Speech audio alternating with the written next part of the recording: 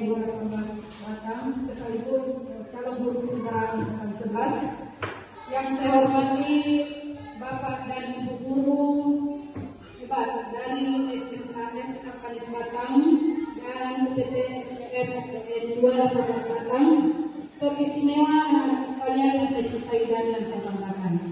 Puji syukur kita panjatkan kehadirat Allah Subhanahu wa Ta'ala karena pada siang hari ini kita masih sempat diberikan nikmat kesehatan, kesempatan untuk datang di tempat ini untuk menghadiri kegiatan Bapak Kepala UPT SPM SPN 2018 Batam, yaitu diseminasi budaya positif. Bismillahirrahmanirrahim. Assalamualaikum warahmatullahi wabarakatuh.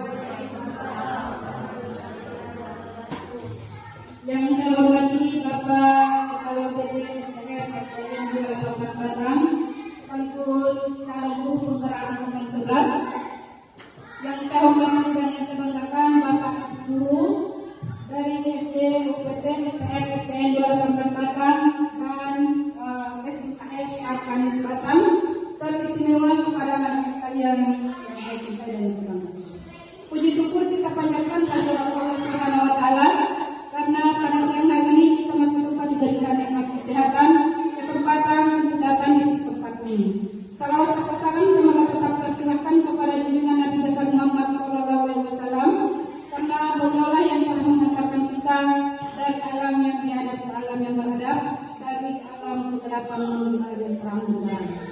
Baiklah, untuk mengefisienkan waktu, mari kita membuka acara ini dengan bersama-sama melafazkan basmalah. Selanjutnya yaitu menyanyikan lagu Indonesia Raya. Hadirin dimohon berdiri.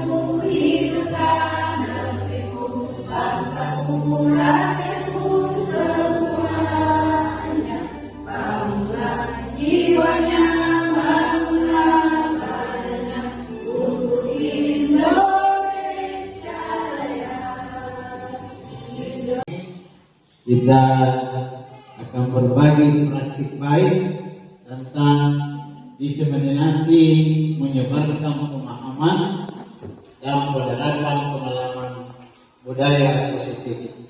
Bapak Ibu guru hebat, mana semangatnya dulu? Semangat pagi, pagi, pagi, pagi. Mantap, ya. Baiklah, Bapak Ibu guru.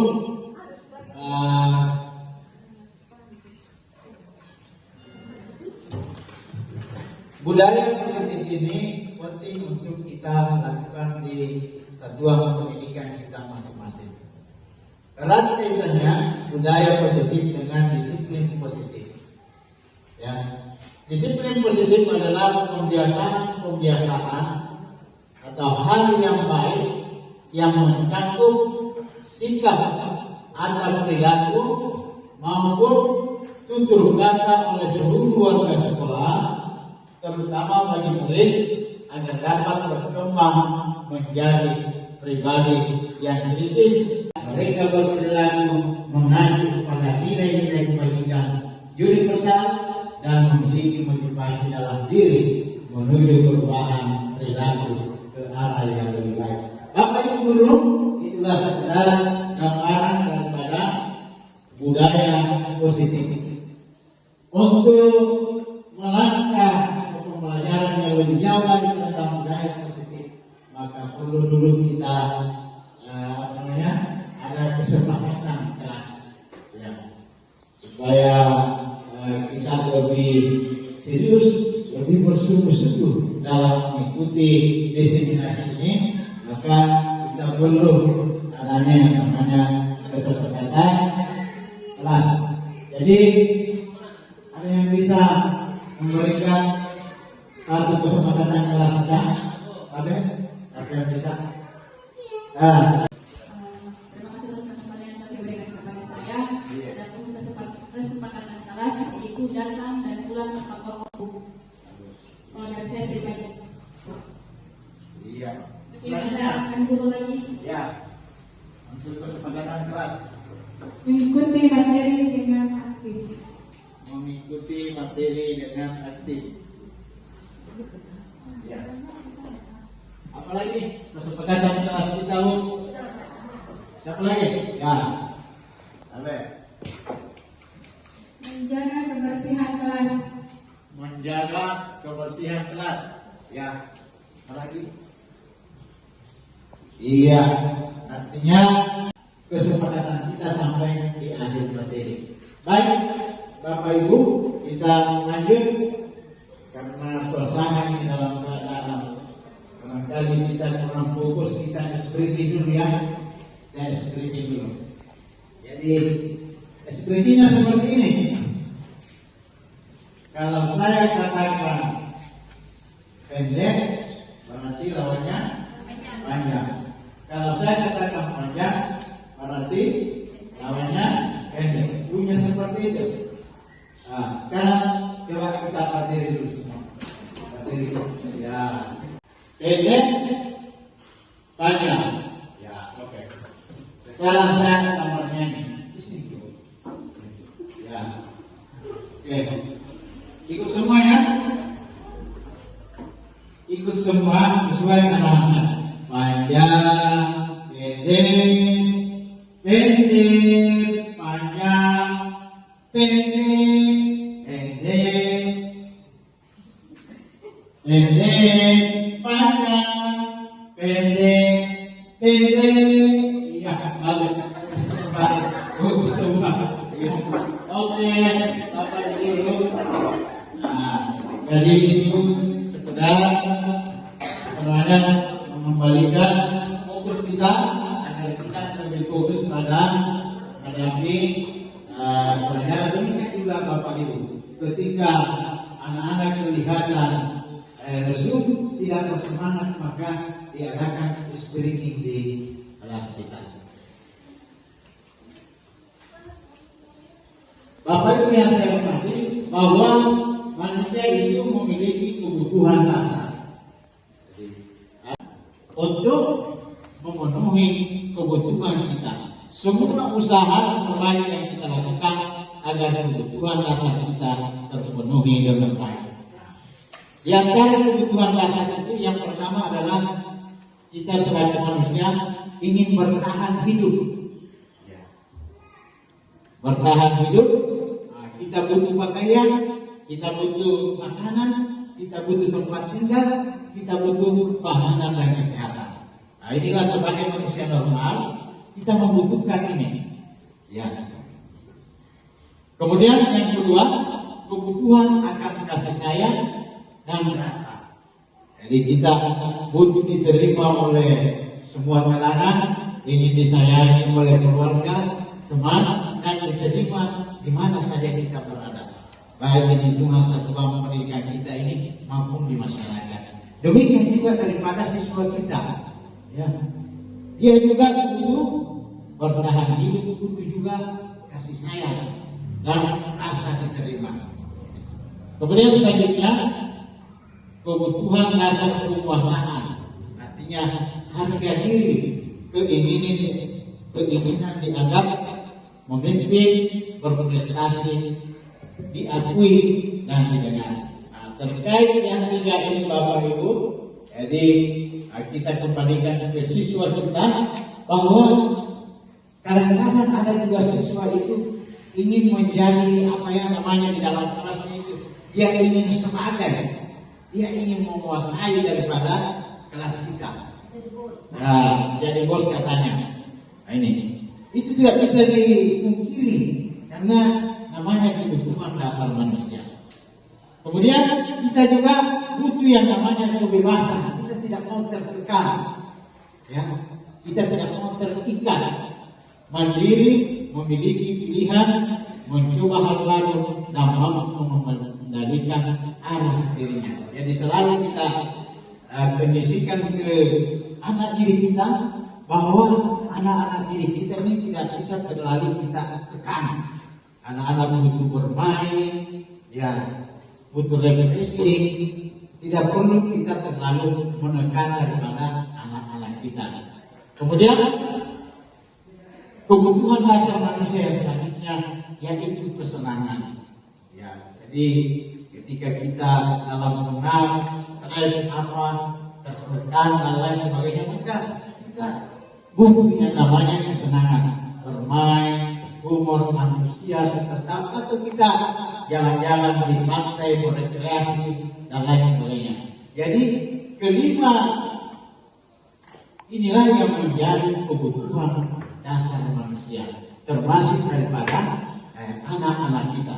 Anak-anak kita butuh kesenangan, butuh kebebasan, butuh penguasaan, butuh kasih sayang dan diterima oleh semua pihak dan bertahan hidup.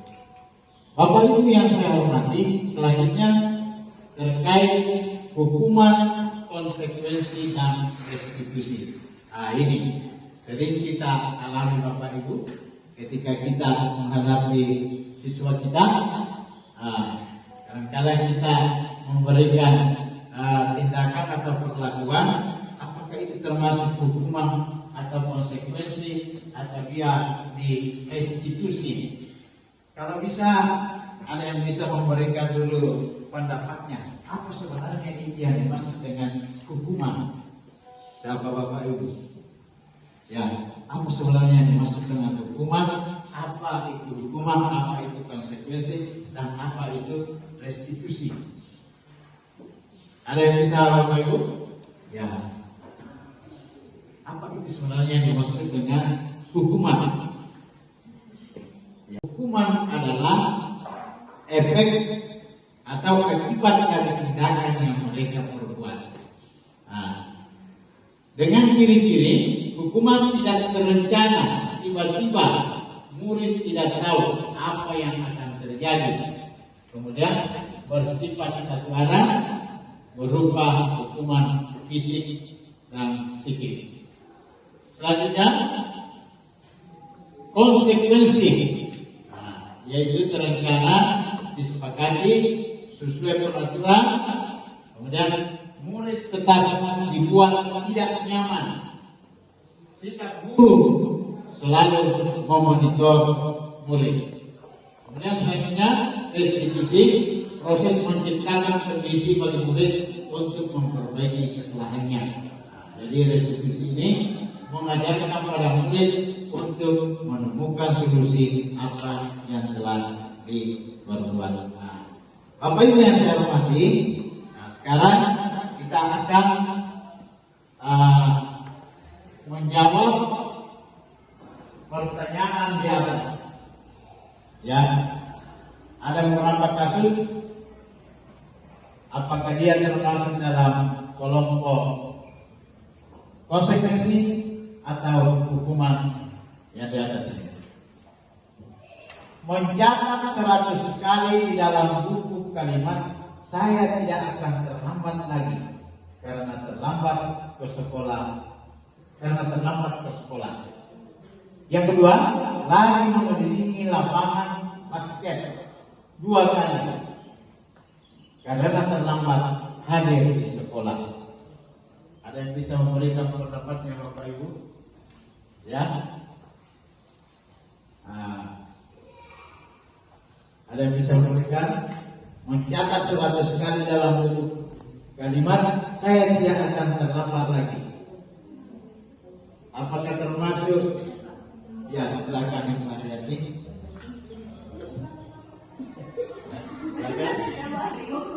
Ya, kembalikan dulu ke ini. Kembalikan ke ini. Terima kasih atas kesempatan yang diberikan. Ya, silakan. Untuk pertama dan kedua, kalau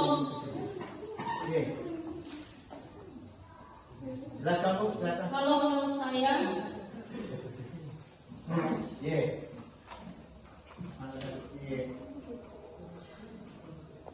kalau menurut saya itu merupakan hukuman. Karena terkadang kita sebagai seorang guru secara spontan tiba-tiba kita mengeluarkan kata-kata yang memberikan sanksi kepada anak. Seperti tadi yang dijelaskan poin pertama, mencatat 100 kali. Itu terkadang luas secara spontan. Ya. Jadi bagi saya itu merupakan hukuman bagi siswa, termasuk juga. Iya. Ada pendapat lain? Mencatat 100 kali katanya teman kita juga. Membersihkan keretan yang dibuatnya di meja tulis. Apakah itu termasuk hukuman atau konsekuensi? Ya, konsekuensi. Bisa berikan alasannya, Bu? Terima kasih atas kesempatan diskusi saya. Pada poin kedua, membersihkan coretan yang dibuatnya di meja tulis. Itu merupakan konsekuensi karena sesuatu apa yang terjadi dia akan bertanggung jawab dari apa yang dilakukan. Itu merupakan unsur ketidaksengajaan dasar anak. Jadi itu bukan hukuman, konsekuensi. Kira kita berikan aplaus dulu. Jadi dari kedua pendapat tadi bahwa yang pertama menulis di bukunya bahwa saya tidak akan terlambat lagi 100 kali, saya kira itu sudah tepat, adalah berupa hukuman. Kemudian membersihkan kerekan yang dibuatnya di meja tulis, itu adalah merupakan konsekuensi akibat dari kelalaiannya. Jadi Bapak Ibu yang saya muliakan, bahwa pemberian hukuman ini kepada siswa itu bisa berdampak negatif, berdampak buruk pada dirinya. Kenapa Bapak Ibu yang saya hormati? Ketika kita memberikan hukuman kepada anak didik kita, biasanya anak akan merasa sakit hati, merasa terzalimi, sehingga muncul benih kebencian di dalam dirinya. Nah, jadi ini kita kembalikan ini ke situasi kelas kita. Hati-hati kita ketika dalam memberikan hukuman. Selanjutnya,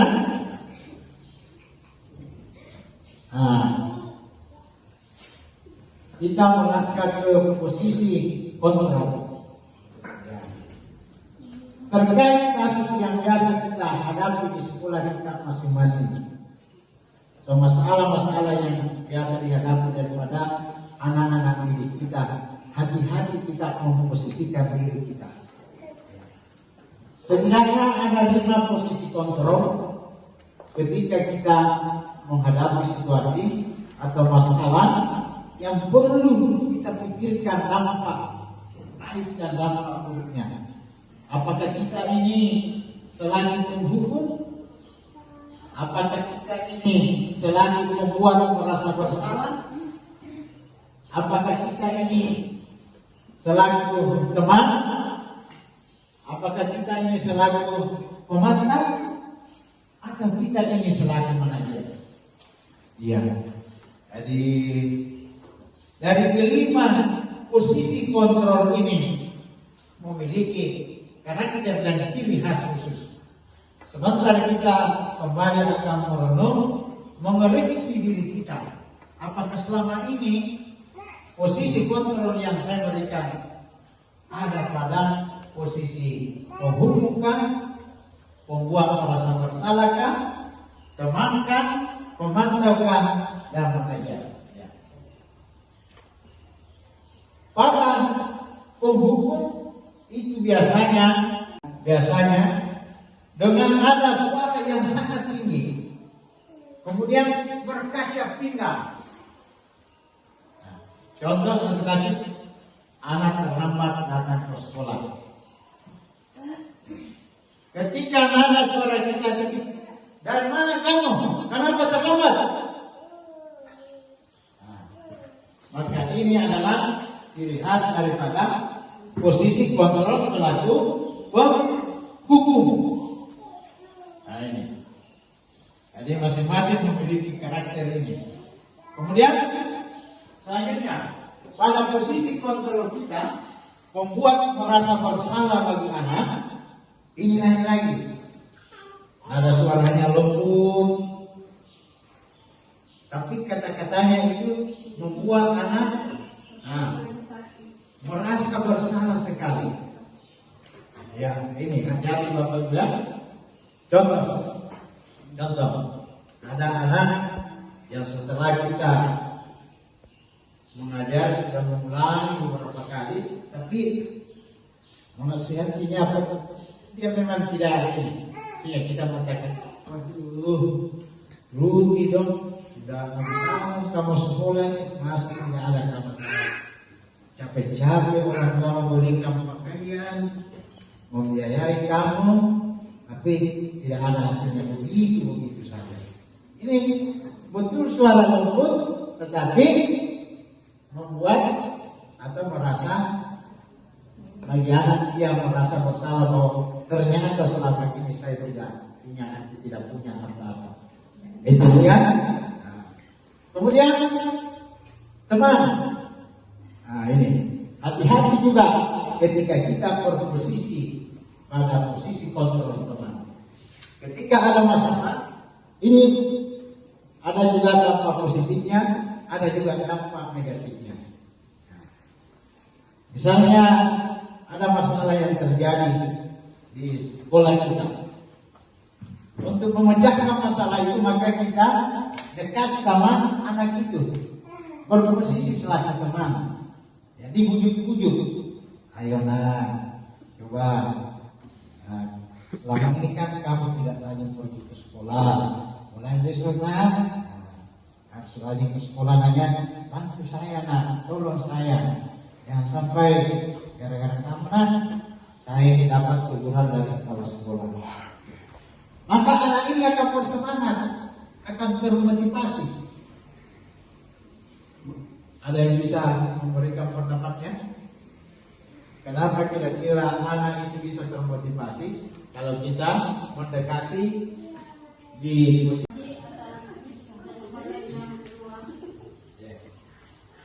posisi guru sebagai teman, itu akan membuat siswa merasa nyaman. Kadang saya melakukan di kelas ketika ada anak yang tidak mau uang jajan. Saya bertanya, kenapa tidak keluar mainnya? Dia katakan tidak punya uang jajan. Jadi saya sebagai guru dan sekaligus sebagai teman akan berbagi, memberikan uang jajan, kemudian menyuruhnya untuk ke kantin. Barangkali seperti itu. Contoh selaku pemantau, maka kita mengawasi gerak-gerik anak, tingkah laku anak. Kemudian kalau kita dapati berbuat salah, maka kita menyelesaikannya dengan baik. Ini. Kemudian ada posisi manajer. Nah, inilah posisi manajer inilah yang paling relevan kita gunakan di satuan pendidikan kita masing-masing. Karena posisi manajer ini, ya, dia menyelesaikan masalah berdasarkan daripada dorongan intrinsik daripada anak itu, atas dasar kesadaran anak itu untuk tidak membuat hal yang salah. Posisi manajer ada pada posisi memvalidasi kesalahan, menstabilkan menstabilkan identitas dan menanyakan keyakinan itu. Jadi mari kita merenung sejenak bagaimana caranya kita menghadapi anak kita selama ini di kelas. apakah kita ini banyak-banyak selaku penghukum atau banyak-banyak selaku pembuat rasa bersalah, atau kita selaku teman, atau kita selaku pemantau, atau kita selaku manajer, atau memperlakukan posisi kontrol ini selaku penghukum, maka bahasa tubuh, mata melotot, jari-jari menunjuk, menghardik. Terlambat lagi, pasti terlambat lagi, selalu datang terlambat. Kapan bisa datang tepat waktu? Nah ini, ketika kita mengatakan seperti itu bahwa dengan nada yang tinggi, mata yang melotot, berkaca pinggang, maka itu adalah posisi kontrol selaku penghukum. Nah. Dan bisa kita perlu menanyakan pada diri kita, bagaimana perasaan si murid ini atau si siswa ini bila guru berbicara seperti itu pada saat muridnya datang terlambat. Ini adalah membuat merasa bersalah tadi. Nah, itu. Artinya dengan bahasa yang lembut, tetapi kata-katanya itu bisa menyakitkan daripada anak-anak kita. Kalau posisi teman, kata-katanya akan seperti ini. Adi, ayolah, bagaimana sih kamu? Tolong bantu ibu ya, tolong bantu bapak. Itu posisi teman.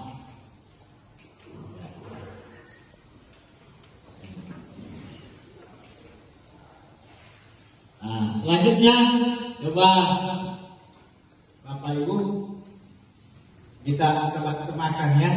Kita bermain kuis dulu. Kamu, saya kecewa dengan kamu. Posisi kontrol apakah itu? Ada posisi ya. Iya. Posisi kontrol ada saya kecewa sekali dengan kamu itu merasa besar. Posisi kontrol merasa besar. Kita juga bisa alasan. Karena ada kata kecewa.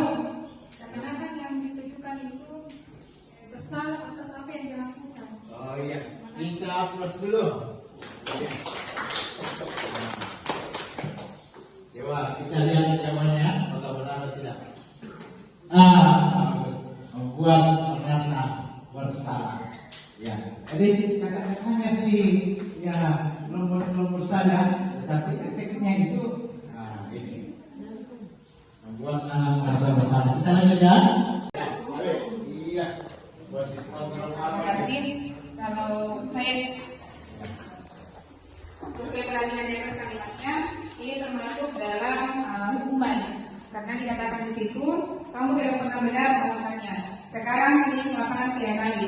Pastinya pada saat guru mengatakan seperti itu, maka dia akan mengatakan dengan suara yang tegas. Dan akhirnya dengan perkataan seperti itu, ini karena seakan dilakukan berulang kali, akhirnya dia merasa bisa jadi siswa ini jadi merasa hati dan juga bisa menjadi dendam. Terima kasih. Iya, bagus. Kita berikan kata, wow, hebat. Iya. Jadi ketika kita mengatakan kalimat seperti ini, kamu tidak pernah benar melakukannya. Sekarang beri di lapangan 3 kali. Sekarang kita lihat apakah jawabannya benar atau tidak. Dia posisi kontrol selaku penghukum. Jadi Bapak Ibu guru, kalau kita sudah kembali di kelas kita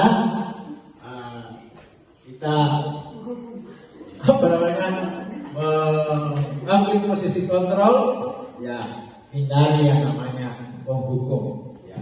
Lebih bijak kalau kita mengambil konsekuensi dari apa yang dia lakukan. Selanjutnya, posisi kontrol apakah aku? Kira-kira bagaimana kamu akan memperbaiki masalah ini?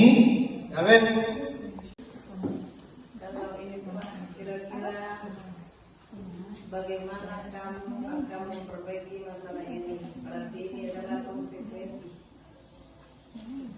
Posisi kontrol konsekuensi. Ya. Iya, karena ini untuk memperbaiki apa yang pernah dia perbuat. Ya, ya. Ya. Ya. Ada 5 tadi posisi kontrol. Manajer. Ya. Posisi kontrol manajer. Ada yang bisa memberikan alasannya sehingga mengambil posisi kontrol manajer?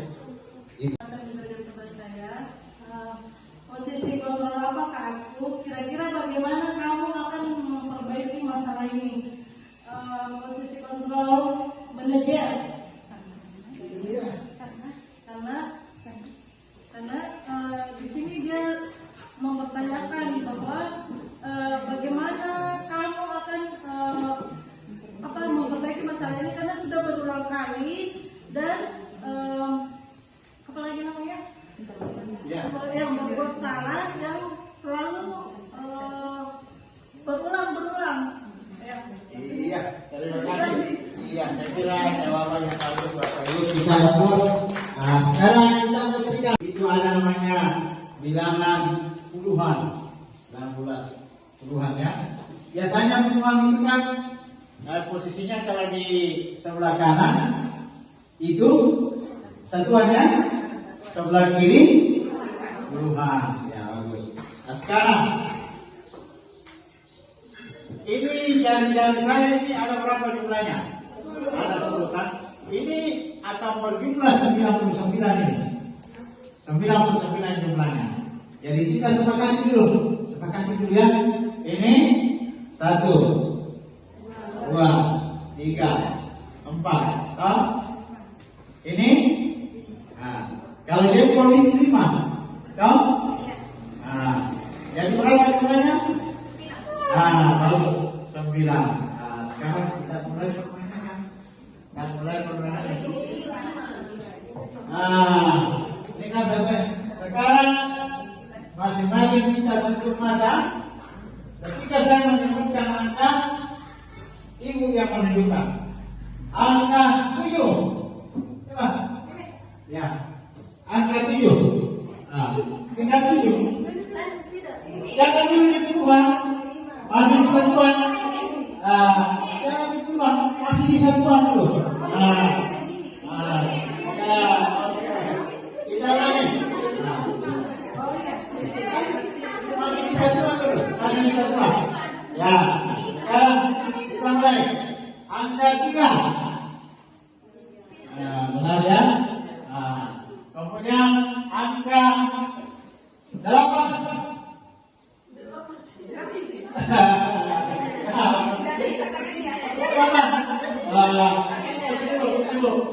Berarti ini yang menarik.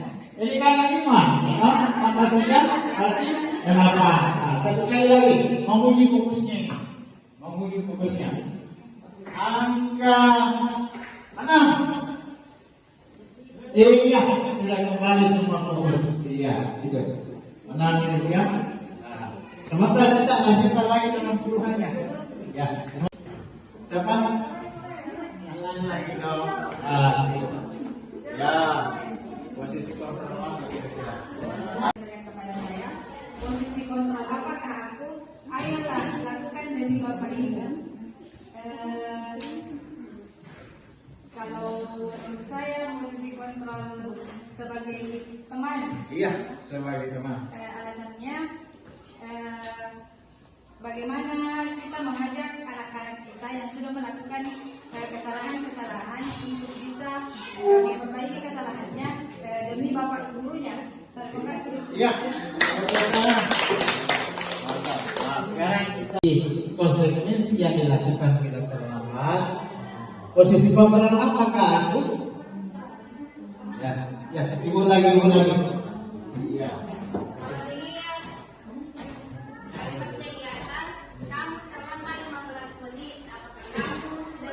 Konsekuensi yang dilakukan bila terlambat itu termasuk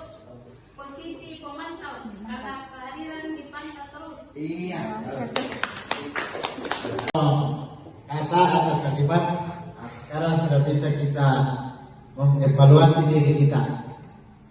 Di mana posisi yang lebih banyak saya gunakan ini dalam menyelesaikan masalah-masalah atau kasus yang terjadi pada siswa saya. Kalau lebih banyak ke hukum, maka coba kita secara pelan-pelan kembali ke pemantauan manajer. Jangan juga terlalu sering memakai teman. Anda membuat anak manja, cengeng, dan tergantung kepada hanya guru yang bersangkutan. Kalau guru lain tidak patuh, tidak taat. Selanjutnya kita ke keyakinan kelas. Nah, mungkin selama ini apa yang kita terapkan di sekolah kita, di kelas kita, ada namanya peraturan dan tata tertib di kelas kita. Nah, fokus kita yang akan kita bahas selanjutnya di budaya positif ini tentang keyakinan kelas. Keyakinan kelas merupakan kesepakatan kelas yang diyakini bersama guru dan murid dengan harapan dapat meningkatkan kedisiplinan murid. Ada dua kata kunci, ada kata peraturan, ada kata keyakinan. Kira-kira ada yang bisa memberikan pendapatnya. Kenapa kita memakai istilah keyakinan kelas bukan peraturan kelas? Nah, ya. Kenapa bukan peraturan kelas? Jadi paling bisa memberikan pendapatnya menuruti keinginan siswa, maka dengan menuruti keinginan guru. Iya, menuruti keinginan siswa. Iya. Ada yang lain? Ya, saya dulu. Iya. Kalau kita memakai keyakinan kelas, karena itu merupakan sudah ada kesepakatan antara guru dan siswa. Iya, bagus kita atur dulu. Iya, kelas, maka kita libatkan seluruh siswa untuk menyusun yang namanya keyakinan kelas. Keyakinan kelas ini berisi kalimat-kalimat positif, bernilai kalimat-kalimat yang kebajikan yang sifatnya universal. Nah, keyakinan kelas disusun untuk bagaimana caranya pembelajaran bisa berjalan aktif. Peraturan kelas berkaitan dengan aturan praktis dan konkret untuk mengatur perilaku dalam kelas. Sedangkan keyakinan kelas berkaitan dengan nilai dan prinsip yang diyakini. Jadi kalau keyakinan kelas itu berisi nilai dan prinsip. Ini kalau kita kaitkan sedikit dengan agama, kita yakin dengan adanya Tuhan, Tuhan selalu mengawasi kita. Dimanapun kita berada, kita yakini bahwa Tuhan itu ada. Kalau peraturan, misalnya di jalan, tidak ada polisi yang melihat kita, ini peraturannya, peraturan lalu lintas. Tidak ada polisi yang melihat kita, dilanggar kita tidak pakai helm, itu peraturan. Tapi kalau keyakinan berisi nilai-nilai keyakinan, nah maka dimanapun kita berada, kita akan merasa selalu diawasi. Nah, misalnya, kenapa ini kita diwajibkan memakai helm kalau mengendarai sepeda motor di jalan raya? Apa kira-kira nilai kebajikan apa yang kita yakini di situ? Nilai kebajikan apa kira-kira? Yaitu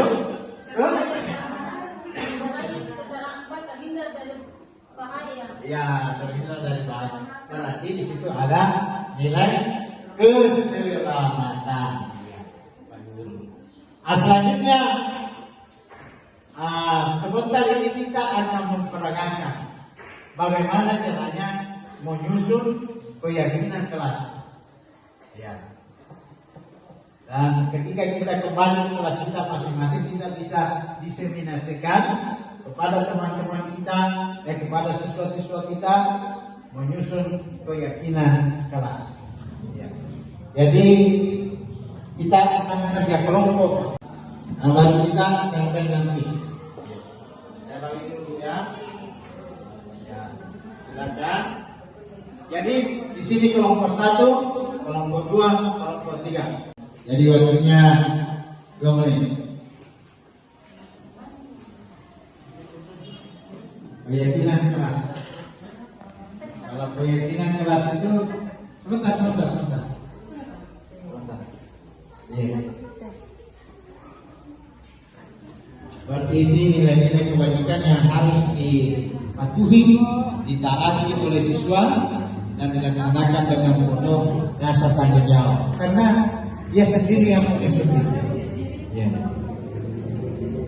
Jadi apa-apa yang kita inginkan yang bisa kita laksanakan, kelompok 1 menempel di kelompoknya, kelompok 1.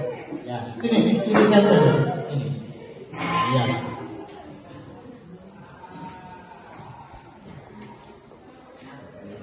Jadi inilah hasil kerja dari kelompok 1 tentang keyakinan kelas. Iya.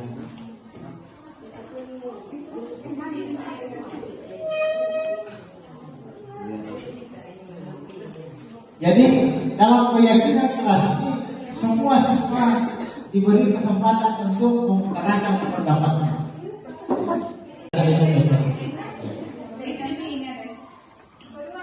Kelompok 2. Ya, silakan ditempel. Sebentar kita siap-siap presentasi ya. Perwakilan dari kelompok 1, kelompok 2 dan kelompok 3.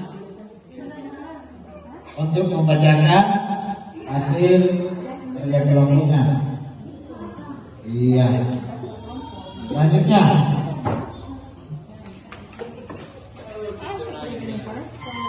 Iya.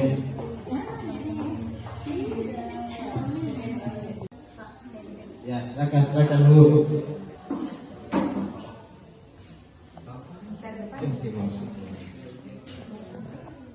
Iya.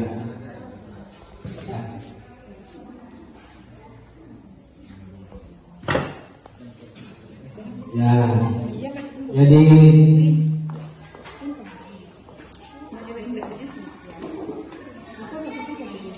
ya silakan. Jadi seperti ini cara Bapak Ibu Guru untuk menyusun. Terima kasih atas kesempatan yang diberikan. Saya di sini akan membacakan keyakinan kelas yang disusun oleh kelompok kami, kelompok 1. Yang pertama adalah menyelesaikan tugas dan PR tepat waktu sesuai dengan kesepakatan, sesuai dengan yang telah ditentukan. Kemudian yang kedua, bersikap jujur dan bertanggung jawab. Yang ketiga, tidak berbicara saat guru menjelaskan. Yang keempat, saling menghargai dan menghormati. Yang kelima, tidak menggunakan HP saat belajar. Terima kasih. Iya. Kita berikan aplaus untuk kelompok 1. Kelompok 2, silakan perwakilan kelompok 2. Dari kelompok 2 yaitu mematuhi dan menaati aturan yang telah disepakati. Kemudian saling menghormati dan menghargai, datang tepat waktu, kemudian kemudian membersihkan kelas di pagi hari. Iya. Itu suara hati dari kelompok 2. Iya.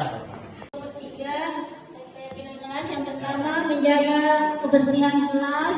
Siswa harus hadir tepat pada waktunya. Tiket kelas dilakukan lebih awal. Saling menghargai, bekerja sama, no bullying. Terus kalau menolong, bersikap jujur, berdoa sebelum dan sesudah belajar, dan harus tepat waktu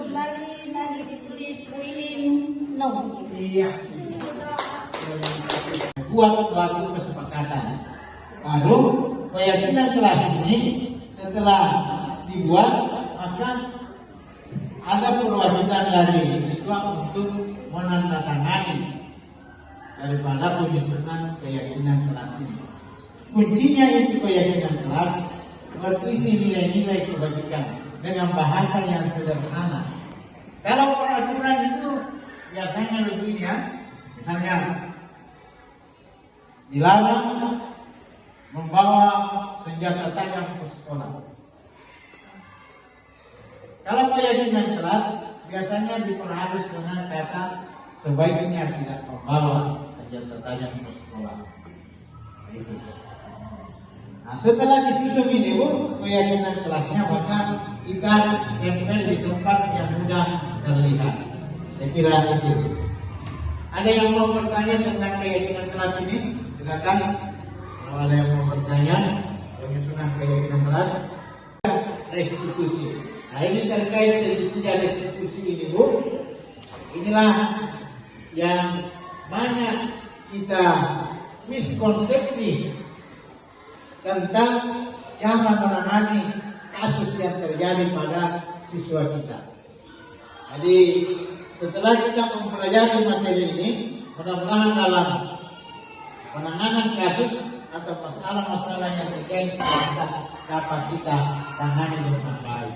Apa itu yang dimaksud dengan segitiga restitusi?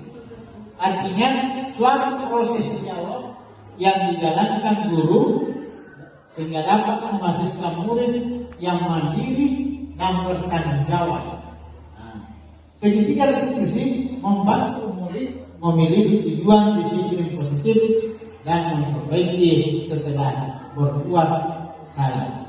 Restitusi bukan untuk menebus kesalahan, namun untuk belajar dari kesalahan. Nah, Bapak Ibu Guru, sebelum kita lanjut, maka saya akan memutarkan sebuah video inspirasi tentang penerapan segitiga restitusi ini. Jadi silakan Bapak Ibu Guru menyimak dan kita tidak apa ya.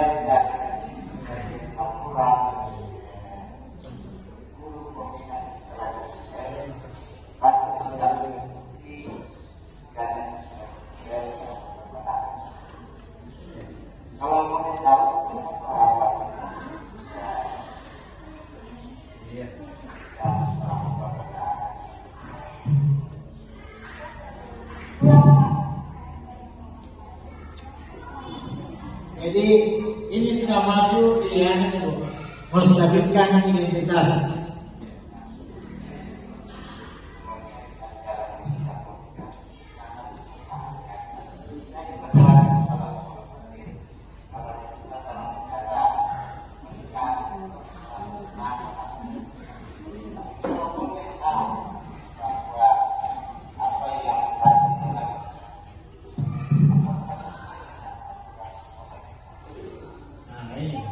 Sudah menanyakan tentang keyakinan sekolah.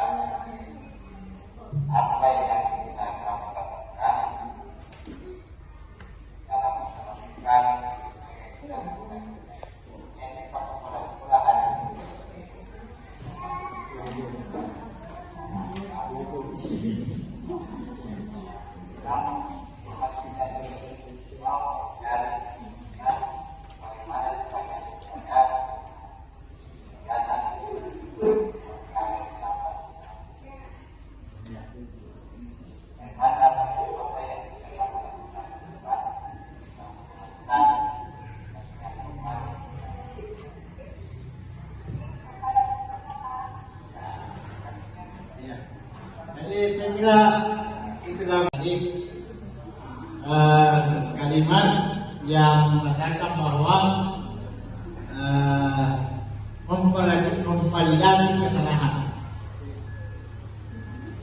Ya, ada tadi kalimat memvalidasi kesalahan atau menstabilkan identitas maupun menanyakan keyakinan kelas. Ada yang bisa menyebut tadi? Ya, barangkali Ibu Samsia bisa. Kalau dari kejadian potong, yang mana di situ memfasilitasi kesalahan. Jadi saya tadi menyimak ada kata bapak menanyakan, Pakir, kamu tahu apa kesalahanmu sehingga dipanggil ke kantor? Terus Pakir lain kali jangan terlambat dan sering terlambat latihan. Ya, jadi itu adalah kalimat yang sempat saya dengar dalam percakapan dari kepala sekolah yang menanyakan kepada siswanya. Berikan satu hukuman kepada siswa yang bersangkutan. Namun kita menerapkan ini, Bu. Jadi misalnya seorang siswa bertindak atau melanggar daripada keyakinan kelas, contoh misalnya terlambat ke sekolah karena bangun kesiangan, maka distabilkan dulu identitasnya, kemudian memvalidasi kesalahan, selanjutnya menanyakan keyakinan bahwa semua manusia memang tidak ada yang sempurna. Siapa saja bisa berbuat seperti itu. Dan tentu kamu bangga dengan apa yang telah kita lakukan. Maka anak tersebut akan kembali itu stabil identitasnya. Nanti terakhir baru kita menanyakan, tetapi tahukah engkau bahwa apa yang kita lakukan itu adalah melanggar daripada keyakinan kelas kita. Ini.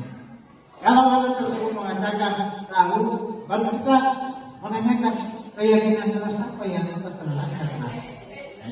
Maka akan timbul itu dorongan dari dalam atau dorongan intrinsik untuk tidak melakukan lagi hal yang sama. Seperti tadi dalam kasus ini, ketika Fadil ditanya apa yang kita lakukan untuk memperbaiki kesalahanmu, dia mengatakan akan meminta maaf kepada guru pembina, kemudian tidak berbuat lagi kesalahan yang sama.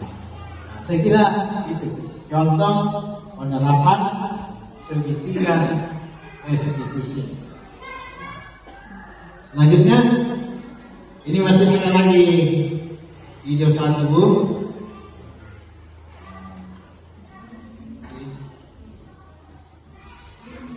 Kelasnya, kalau sementara pelajar, sering sekali tertidur, dia sering bangun kesiangan.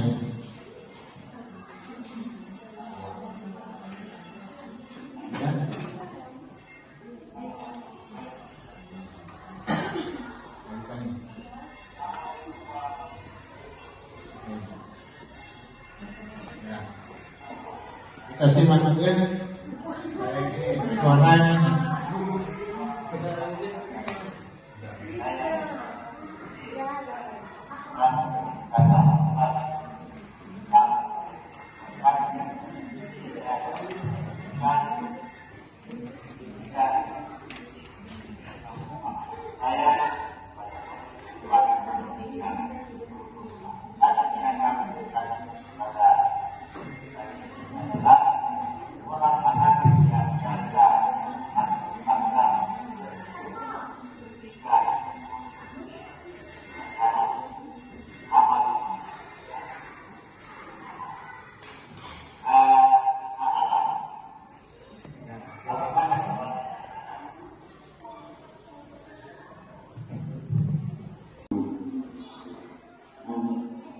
pula merasa prihatin dengan kebiasaan anak yang selalu main game harus malam sebagainya. Teman-teman bahwa yang anak lakukan itu rasa mengantuk kreativitas itu melanggar peraturan atau keyakinan tertentu.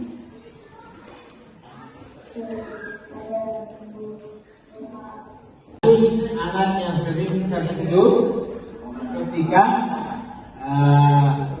pelajaran sedang berlangsung. Dari tiga tadi Bapak Ibu, ada yang bisa memberikan sedikit gambaran atau komentar terkait kasus alam ini, di mana letak kalimat memvalidasi kesalahan, menstabilkan identitas dan menanyakan keyakinan. Ada kira-kira bisa memberi pendapat Bapak Ibu? Letak menstabilkan identitas, menanyakan keyakinan. Baik, terima kasih kesempatan yang telah diberikan kepada saya. Ya. Adapun sebab dari kesalahan yang dilakukan oleh siswa kita di kolam yang saya dengar dari video tadi, yaitu penggunaan handphone yang terlalu berlebihan, karena sering begadang untuk bermain game. Terima kasih. Assalamualaikum warahmatullahi wabarakatuh. Dari butuh pesanan berarti memarahi anak yang gemar main game itu suatu kesalahan. Sebaiknya kita atur waktunya, itu mana main game, mana waktu belajar, mana waktu tidur. Jadi bukan serta-merta melarang anak main game, tapi paling tidak kita mengurangi.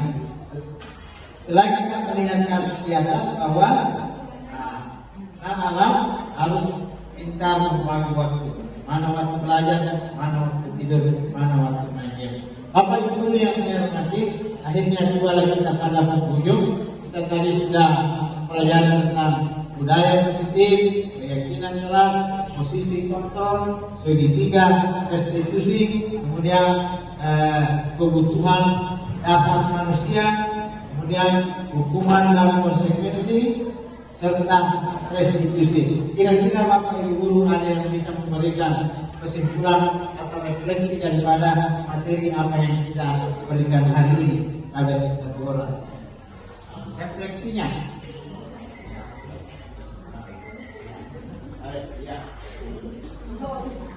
Iya. Assalamualaikum warahmatullahi wabarakatuh.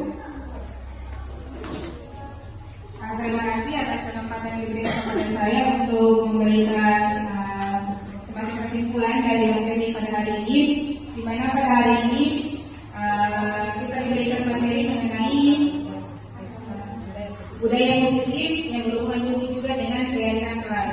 Nah, yang menjadi kesimpulan menurut saya bahwa di dalam kelas pada saat kita akan memulai pembelajaran, sebaiknya kita melakukan keyakinan keras, semacam melakukan keyakinan keras dengan seluruh siswa, sehingga pada saat siswa diberikan semacam kalau yang selama ini mereka kenal dengan sanksi, maka mereka menyadari bahwa yang sebenarnya diberikan kepada mereka itu adalah konsekuensi, bukan sebagai hukuman. Termasuk juga dengan adanya segitiga restitusi yang diberikan pada hari ini, maka kita juga bisa mengetahui bahwa bagaimana cara kita penanganan kepada siswa yang melakukan pelanggaran atau melakukan sebuah kesalahan. Bagaimana kita mengenal menstabilkan identitasnya terlebih dahulu, kemudian validasi tindakan yang dia lakukan itu salah atau benar, kemudian menanyakan bagaimana keyakinan yang sudah kita lakukan dalam kelas. Terima kasih. Iya, kita berikan aplaus. Terima kasih Bapak Ibu. Dan untuk yang terakhir kalinya, kita ini 50 ya. Kemudian ini 10. Ini. Nah, berapa ini semua? 40. Sampai ini? Nah, 90. Jadi kalau dikasih begini berarti dapat 5. Kalau ini berarti 50. Nah sekarang kita tes.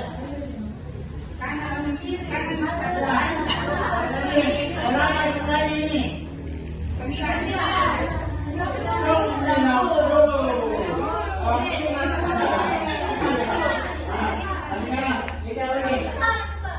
92. Nah, 92. Hah? 92 ini kan? Nah, sekarang 25. Nah, 25. Nah, 30 berapa? 39. Nah, sekarang kita pejamkan mata semua. Kita pejamkan mata semua. Nah, sekarang 83.